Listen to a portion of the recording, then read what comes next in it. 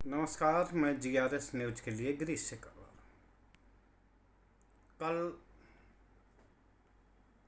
लोकसभा में बजट पेश हुआ और आज जो सरकार ने 4 बिरादरी गिनाई थी, युवा, महिला, गरीब और किसान, एक बिरादरी यानी कि किसान सदन में जाकर पहुंच गए। हालांकि सदन में उनका नेता विपक्ष राहुल गांधी से मिलने का प्रोग्राम था, लेकिन किसानों के मार्च की बात सुनकर अधिकारियों ने उनको रोका। खबर राहुल गांधी तक गई। राहुल गांधी ने आके प्रेस के सामने बयान दिया कि सरकार किसान के सदन आने पर रोक लगा रही। बाद में सरकार बैकफुट पर आई और उन सभी किसानों के राहुल गांधी से उनके कक्ष में मुलाकात कराई। दूसरी ओर माननीय उच्चतम न्यायालय में सुनवाई के दौरान हरियाणा के शंभू बॉर्डर पर लगाई बैरिकेड को हटाने के लिए हालांकि माननीय उच्चतम न्यायालय ने 1 हफ्ते की यथास्थिति बनाने का निर्देश दिया है, लेकिन उन्होंने पंजाब और हरियाणा सरकार को नोटिस दिया कि एक ऐसे तटस्थ लोगों की कमेटी बनाई जाए जो कि किसानों की मांग को सुने और उनकी समस्याओं का निस्तारण करने का प्रयास किया जाए, जिससे कि किसानों को अपनी मांग के लिए बार बार दिल्ली आने की ज़रूरत ही ना पड़े। अगर सरकार इन तटस्थ कमेटियों में नाम भेजने में अक्षम रहती है तो हम अपनी ओर से ऐसे तटस्थ लोगों के नाम चयनित कर देंगे। निश्चित तौर पर जब से किसान आंदोलन हुआ है, आज तक शंभू बॉर्डर को खाली नहीं किया गया। वहाँ अभी भी पुलिस के बैरिकेड्स हैं और अभी भी उस बॉर्डर पर हजारों किसानों का धरना प्रदर्शन चल रहा। आप सभी लोग जानते हैं कि हरियाणा में इसी बॉर्डर पर किसानों पर लाठीचार्ज हुआ था। तत्कालीन मुख्यमंत्री मनोहर लाल खट्टर के विरोध में चलने वाले इस आंदोलन में लोकसभा चुनाव में भारतीय जनता पार्टी के प्रत्याशी गांव में जाकर वोट नहीं मांग पा रहे थे, तो सरकार भी चाहती है कि इनके समस्याओं का निस्तारण हो। आज सॉलिसिटर जनरल ने ये पक्ष रखा कि सरकार ने मंत्री की एक कमेटी बनाई है। इसको लेकर ही माननीय उच्चतम न्यायालय में ये कहा कि किसानों को सरकार पर भरोसा नहीं है क्योंकि वो सरकार से ही लड़ रहे हैं। अतः ऐसे तटस्थ लोगों की कमेटी बनाने की ज़रूरत है जो कि किसानों की समस्याओं का समझकर उनका निस्तारण करने के लिए सुझाव दे सकें, उसके पूरे प्रयास कर सकें। खैर, अभी 1 हफ्ते बाद दोनों सरकारें हरियाणा और पंजाब की किन लोगों के नाम भेजेंगी ये देखने वाली बात होगी। लेकिन माननीय उच्चतम न्यायालय ने जो ये हल्का सा जो टिप्पणी किया है, निश्चित तौर पर आप ये तय मानिए कि ऐसा लगता है कि किसानों की समस्याओं की ओर माननीय उच्चतम न्यायालय भी कुछ प्रयास करता दिख रहा है। उधर सदन में किसानों के आने पर भी राजनीति शुरू हो गई। भारतीय जनता पार्टी नेता विपक्ष पर यह आरोप लगा रही है कि वो किसानों की आड़ लेकर अपनी राजनीति को चमकाने के काम कर रहे हैं। कृषि राज्य मंत्री भगीरथ चौधरी ने आज जवाहरलाल नेहरू से लेकर मनमोहन सिंह काल तक की सभी परिस्थिति और योजनाओं को गिना दिया, लेकिन वो ये बताने में असफल रहे कि जब आंदोलन को समाप्त किया गया था और एमएसपी कानूनी गारंटी कैसे बने, इस संबंध में एक कमेटी का गठन हुआ, जिसको अभी गठन हुए 2 साल हो चुके। उस पर सरकार धेले भर भी आगे बढ़ी या नहीं बढ़ी, इसकी जानकारी अभी तक नहीं आई और न इस संबंध में इस बजट में कोई घोषणा हुई। किसान इसी संबंध में नेता विपक्ष राहुल गांधी से मिलने आए थे। किसान नेता जगदीप डल्लेवाल ने आज साफ कहा कि उन्होंने नेता विपक्ष राहुल गांधी से बातचीत की है और उस बातचीत में उनसे कहा है कि आपने चुनाव के दौरान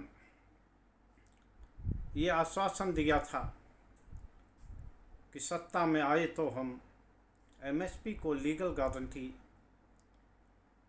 का कानून बनवाएंगे। ठीक है, आप सत्ता में नहीं आए, लेकिन अब विपक्ष चूँकि ताकतवर है तो आप निश्चित तौर पर एक निजी बिल सदन में लाइए, जिससे कि किसानों की समस्याओं का समाधान हो सके।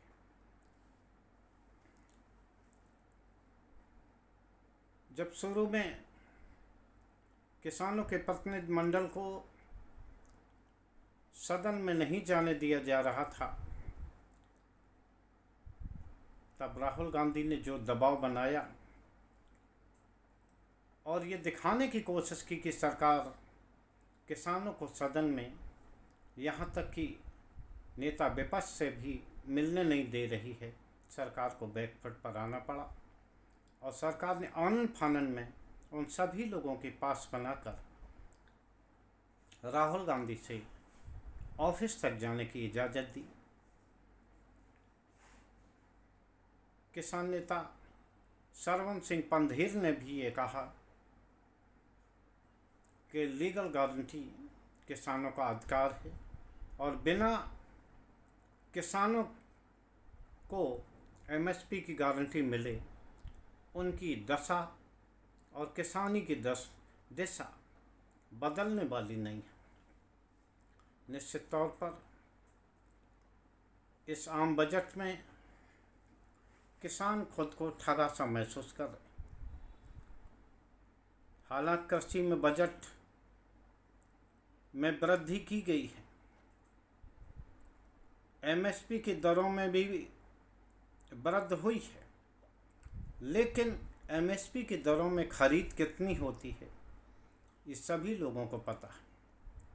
किसानों का उत्पादन करीब 95% आम बाज़ारों में बिकता है और उसके रेट क्या होते हैं ये बाज़ार ही तय करता है। एमएसपी एक ऐसी सपोर्ट प्राइस है जो घाटे की दशा में किसानों को बहुत ज़्यादा संबल देगी और अगर इस किसान ये चाहते हैं, किसान नेता अभिमन्यु कोहात ने पत्रकारों से ये कहा कि किसान को आप कोई सहायता दीजिए या भीख दीजिए न दीजिए, न किसान भीख मांगता है, लेकिन उनकी फसलों को बिकने का इंतज़ाम हो जाए, समय से उन्हें अच्छे बीज मिल जाएं और कृषि निवेश के लिए समय से उनको संसाधन मुहैया हो जाएं, तो देश का किसान जिसने कि हरित क्रांति लाया है और अपने मेहनत के बदौलत अन्न से भरपूर कर दिया है देश को, तो निश्चित तौर पर किसान किसी मदद या सरकार की उसका मोहताज नहीं है, बशर्ते कि उसकी उपज को माकूल कीमत मिले। राहुल गांधी ने जो किसानों के को साथ लेके जो दांव खेला है, निश्चित तौर पर भारतीय जनता पार्टी इस दांव से खुद को पीछे हटता मान रही है, क्योंकि आप सभी लोग जानते हैं कि 3 महीने बाद 3 राज्यों, अगर जम्मू कश्मीर में भी चुनाव की सगबगाहट हुई तो 4 राज्य हरियाणा, झारखंड और महाराष्ट्र, इन राज्यों में चुनाव, विधानसभा के आम चुनाव होने हैं। और लोकसभा चुनाव में इन तीनों राज्यों में जिस प्रकार भारतीय जनता पार्टी को नुकसान उठाना पड़ा है, उससे ये तय लगता है कि अगर कुछ न किया गया तो निश्चित तौर पर आगामी विधानसभा चुनाव में भी भाजपा की लोटियां डूबना तय है। इसीलिए कि सरकार निश्चित तौर पर बैकफुट पर आती दिख रही है और ये दिखाने का प्रयास कर रही कि वो किसानों की काफ़ी मदद कर रही है। लेकिन अगर इंडिया गठबंधन के साथ ही विपक्ष एकजुट होकर जिस प्रकार आज बजट के खिलाफ संसद परिसर में प्रदर्शन करने के लिए उतरा, अगर इंडिया गठबंधन निजी बिल लाता है और उस पर मतदान की स्थिति बनती है, तो आप ये तय मानिए कि भले ही वो निजी बिल पास हो या ना हो, लेकिन एक ऐसा संकेत जाएगा जो कि भारतीय जनता पार्टी के खिलाफ होगा। और अगर वो बिल पास होता है तो निश्चित तौर पर ये एक सरकार गिरने की स्थिति पैदा हो जाएगी। लिहाजा सरकार ये कभी नहीं चाहेगी कि निजी बिल के जरिए इंडिया गठबंधन, खासकर राहुल गांधी, बढ़त लेते दिखाई दें और भारतीय जनता पार्टी को कोई नुकसान उठाना पड़े या आम जनता में ऐसी छवि बने कि भारतीय जनता पार्टी किसानों, मजदूरों आदि के खिलाफ है। जिस प्रकार किसान नेताओं ने आज के बिल की जो बजट पेश हुआ था उसकी धज्जियां उड़ाईं, उन्होंने कहा कि इसमें किसानों को कुछ भी मिलने की उम्मीद नहीं है। उन्होंने कहा कि बजट में किसानी के लिए प्रशिक्षण देने के लिए एक फंड का इंतजाम किया गया है, जो कि कोई एनजीओ या कोई कंपनी या चुनिंदा उद्योगपति घराना जिसको भी सरकार चाहेगी वो देगा, तो वो राशि उनके पास पहुंच जाएगी। लेकिन जो किसान जिसकी स्थिति सरकार की नीतियों के कारण कंगाल या मजदूर जैसी होती जा रही है, उसको इसमें क्या मिलेगा? निश्चित तौर पर किसानों के इस कदम से, उनके इस ऐलान से और इधर राहुल गांधी की इस आश्वासन से कि वो जो बन सकेगा सहयोगी दलों से बात करके निश्चित तौर पर वो समस्याओं का समाधान करने की कोशिश करेंगे, सरकार को चिंता में डाल दिया है। आज के ब्लॉग में बस इतना ही। जय हिंद, जय भारत।